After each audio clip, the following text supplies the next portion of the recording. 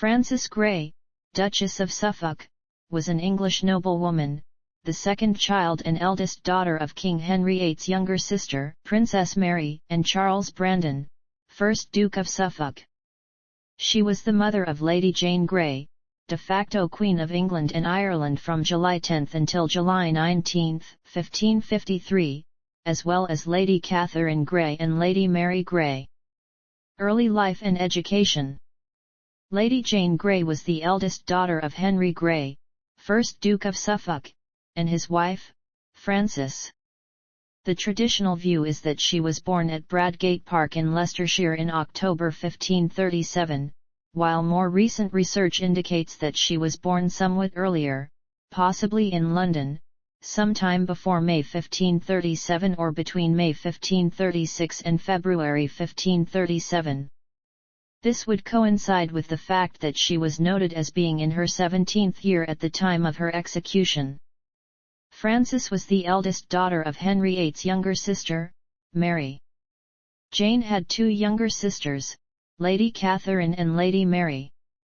Through their mother, the three sisters were great-granddaughters of Henry VII, great-nieces of Henry VIII, and first cousins once removed of Edward VI, Mary I and Elizabeth I. Jane received a humanist education from John Aylmer, speaking Latin and Greek from an early age, also studying Hebrew with Aylmer, and Italian with Michelangelo Florio.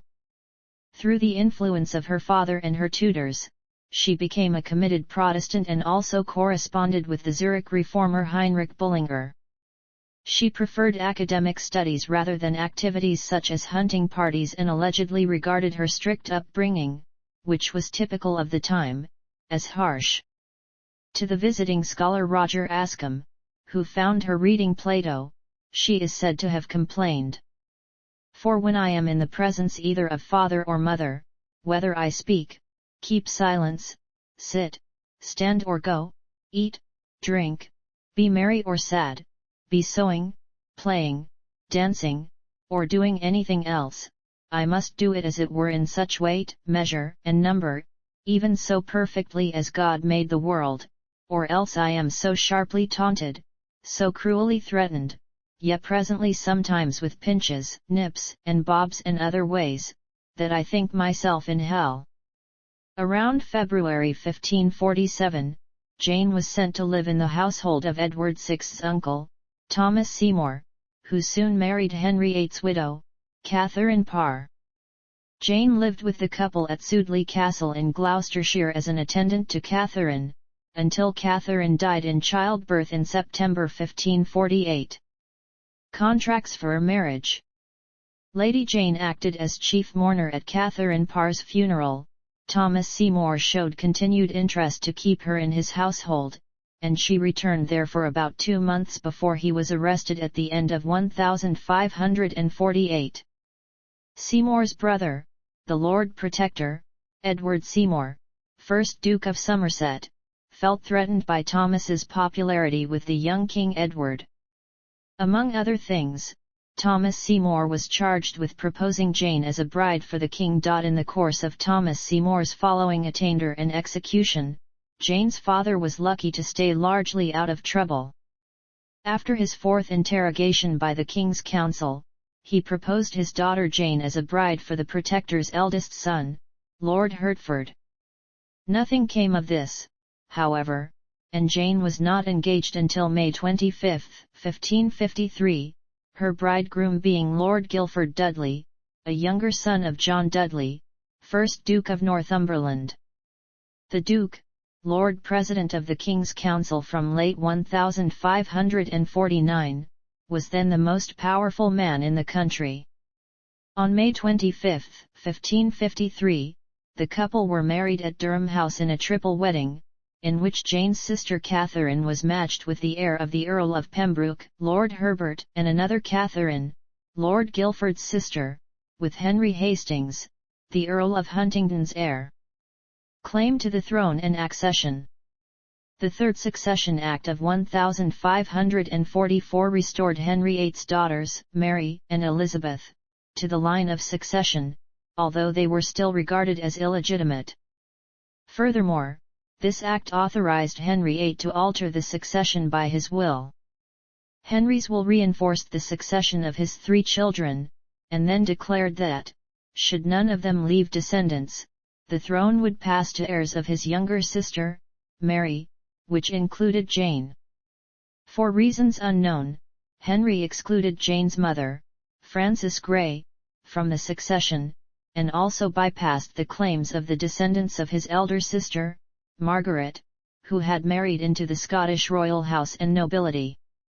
Both Mary and Elizabeth had been named illegitimate by statute during the reign of Henry VIII after his marriages to Catherine of Aragon and Anne Boleyn had been declared void.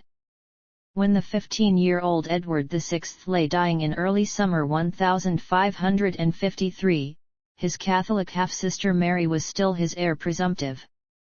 Edward, in a draft will composed earlier in 1553, had first restricted the succession to male descendants of Frances Brandon and her daughters, before he named his Protestant cousin Lady Jane and her heirs male as his successors, probably in June 1553. The intent was to ensure his Protestant legacy, thereby bypassing Mary, a Roman Catholic. Edward's decision to name Jane Grey herself was possibly instigated by Northumberland. Edward VI personally supervised the copying of his will, which was finally issued as letters patent on June 21 and signed by 102 notables, among them the whole Privy Council, peers, bishops, judges, and London aldermen.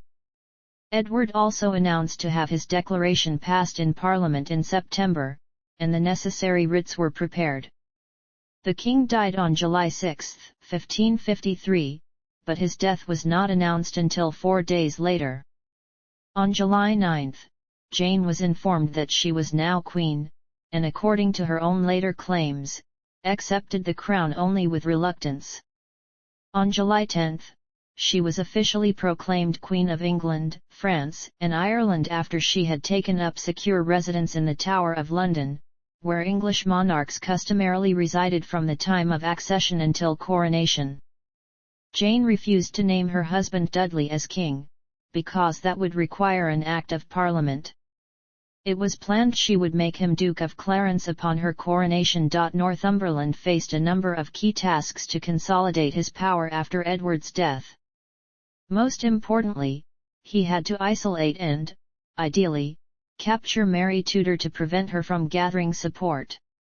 As soon as Mary was sure of King Edward's demise, she left her residence at Hunsdon and set out to East Anglia, where she began to rally her supporters. Northumberland set out from London with troops on July 14 to capture Mary.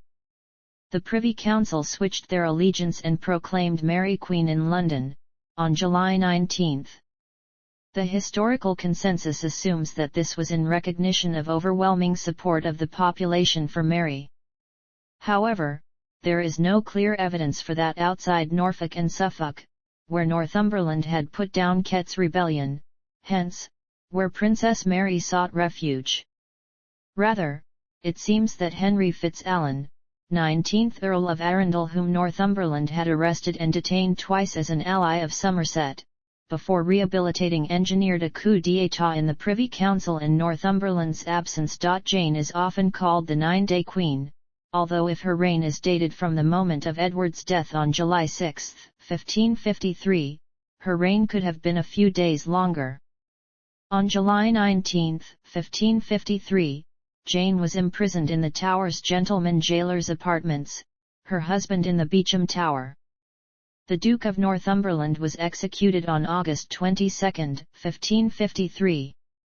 In September, Parliament declared Mary the rightful successor and denounced and revoked Jane's proclamation as that of a usurper. Trial and execution.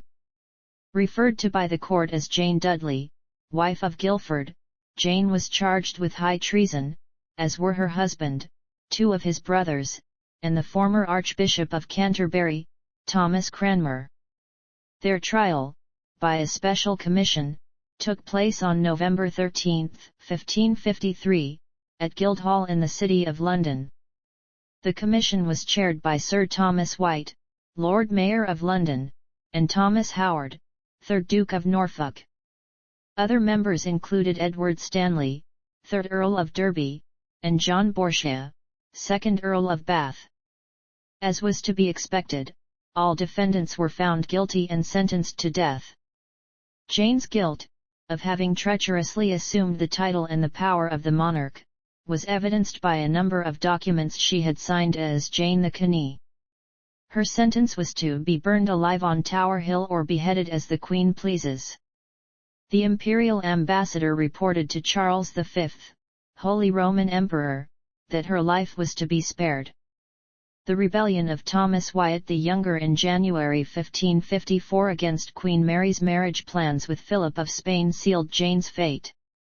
Her father, Henry Grey, 1st Duke of Suffolk, and his 2 brothers joined the rebellion, and so the government decided to go through with the verdict against Jane and Guilford.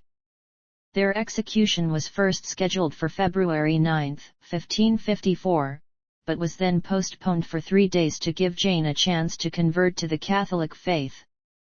Mary sent her chaplain John Feckenham to Jane, who was initially not pleased about this.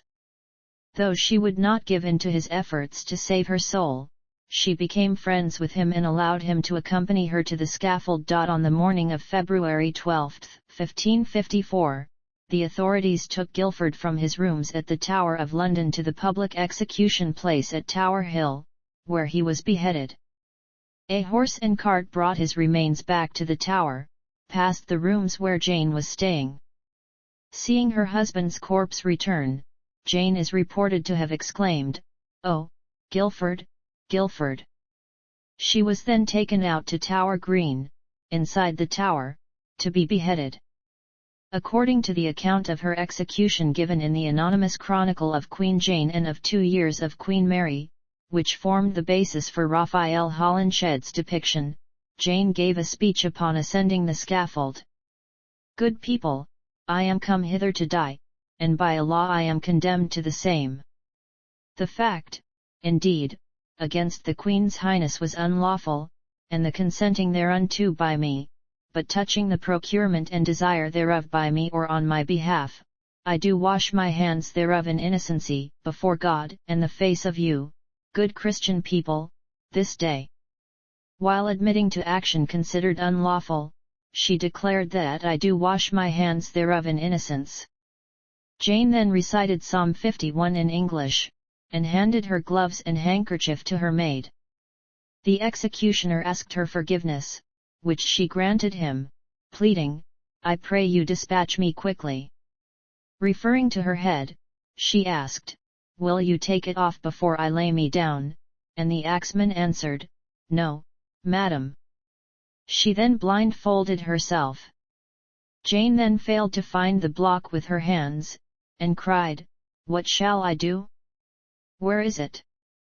Probably Sir Thomas Bridges, the deputy lieutenant of the Tower, helped her find her way. With her head on the block, Jane spoke the last words of Jesus as recounted by Luke, "Lord, into thy hands I commend my spirit." The axe then fell in one clean stroke. Jane and Guilford are buried in the chapel of St. Peter ad Vincula on the north side of Tower Green.